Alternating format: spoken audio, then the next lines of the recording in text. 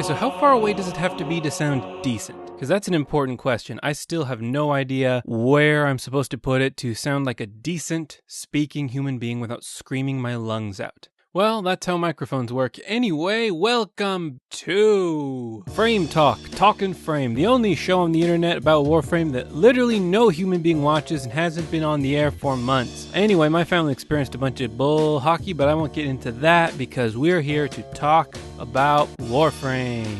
Or more specifically, the post-sacrifice,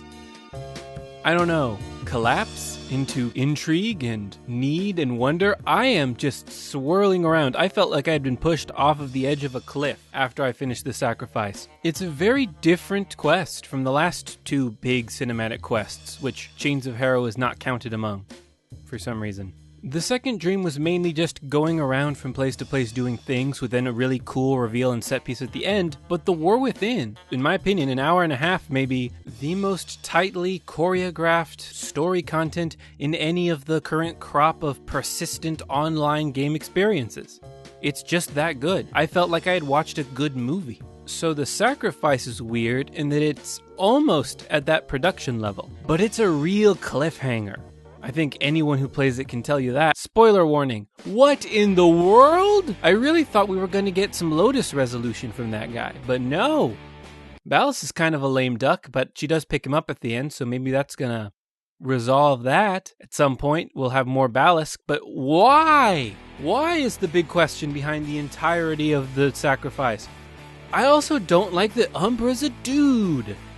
Like, he's just a guy that is stuck in there. He's like a the Guyver type dude. It really makes me feel uncomfortable jumping inside of and then controlling a dude, like a being John Malkovich situation. I was fine with the other ones because they keep calling them metal puppets and whatnot, so it kind of felt more like Titans and Titanfall, where it's like, yeah, they kind of move around and yeah, they kind of have personalities, but they're tools or they're synthetic war machines. Excalibur Umbra, is just a dude. How messed up is that? Oh, hang on, Ortis, I gotta fight all these space war men. Let me jump in my dude. And if that's the case, as it somewhat implies, of all Warframes, I don't know how I feel about that. I don't know if I want that to be the case, because that's creepy and gross. Why can't they just be like infested, metal, like they even call them golems before, but is that him lying? Is that Ballas lying to Margulis? Who every time I hear that name I think of Juliana Margulies. And I never won't. The Good Wife, the best directed show ever to be on television. Prove me wrong! Every episode just nearly immaculate. From a directing standpoint, the story kind of gets woofy in the middle, but it picks up by the end. Damn, The Good Wife is a good show.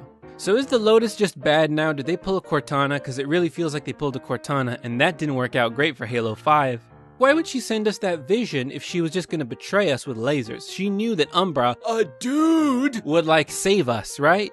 I just imagine my operator going up to Umbra and him just being like, hey, what's up? I'm a living person with hopes and dreams and a soul who had a son. Not just a dude with a son. Umbra is a man who was old enough to have a son that he killed. I feel wrong entering and controlling a dad from within. Come with me, space dad. We'll avenge your son.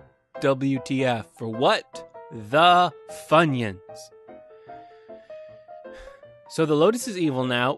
From nothing, we still have no explanations for anything about why anyone's doing anything. Damn, if this game weren't so good. Up to Chains of Harrow, there is a clear, foggy line of whatever nonsense, cool, spacey bullshit, timey-wimey story that they're having, which I enjoyed a great deal. And then all of a sudden, it's just, pa-plam! The Lotus joins Ballas, this immortal gray man in a light. And then all of a sudden she's evil. And then there's just a man with a son that you get inside of. He's a collectible. He's like a Pokemon. Imagine if it was Ash Ketchum. If Ash Ketchum was like, I know, I got Pikachu, I got Charizard, and I got Greg. Greg, a man with a son. Oh, there's Greg and his little boy, Jasper. Both of those names I pulled from Steven Universe. That's a good show. But that'd be weird, right? I don't want to play a game where you collect for your arsenal, for your collection. ooh, I have this shiny pearl earrings from Venice, and I have this old Venusian lamp, and I have Thomas and his son, Jim.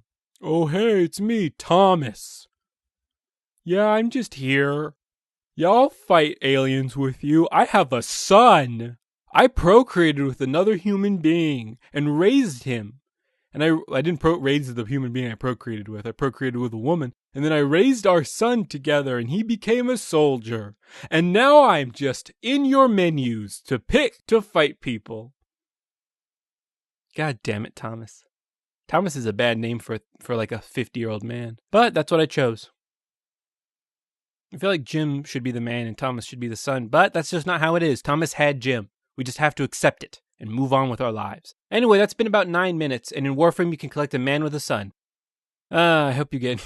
That should be the new sign-off for this video. And in Warframe you can collect a man with a son. No.